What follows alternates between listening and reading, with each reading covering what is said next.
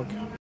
అయితే దీని గురించి ప్రత్యేకంగా ఎందుకు చెప్పాలి అంటే మా దగ్గరికి ప్రజాశక్తి రిపోర్టర్ ఒక ఆయన వచ్చారు, త్యాగరాజు గారు అని.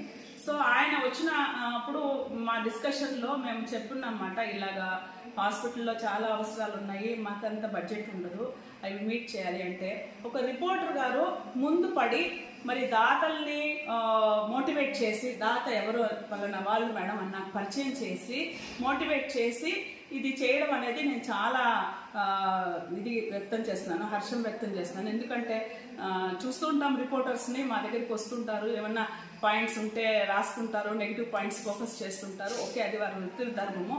బట్ మా వైపు నుంచి ఆలోచించి ఇలా చేయడం అనేది ఆయన లైక్ మంచి మనసుకు నిదర్శనము.